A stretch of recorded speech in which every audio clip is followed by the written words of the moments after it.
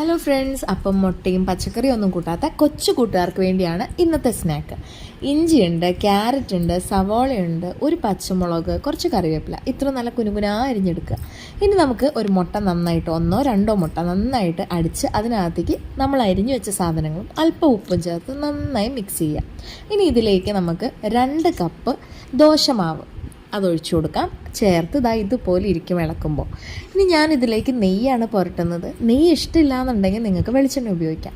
അപ്പം ഉണ്ണിയപ്പച്ചട്ടിയിലാണ് നെയ്യ് തടവി കൊടുത്തത്. അതിനുശേഷം നമ്മുടെ ബാറ്ററിനകത്തേക്ക് ഒഴിച്ചു കൊടുക്കുക.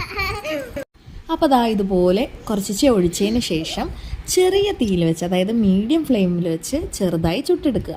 ഇനി നമുക്ക് മറിച്ചിടാം. മാവ് നല്ലതുപോലെ വേവാനായിട്ട് ചെറിയ തീ ധാരാളമാണ്. അതിനുശേഷം 2 സൈഡ് മൊരിഞ്ഞ് വരുമ്പോൾ ഇതുപോലെ പ്ലേറ്റിലെടുത്ത് സെർവ് ചെയ്യാം. നല്ല ടേസ്റ്റിയും ഹെൽത്തിയുമായിട്ടുള്ളൊരു സ്നാക്കാണ്. എല്ലാവരും ട്രൈ ചെയ്യണേ.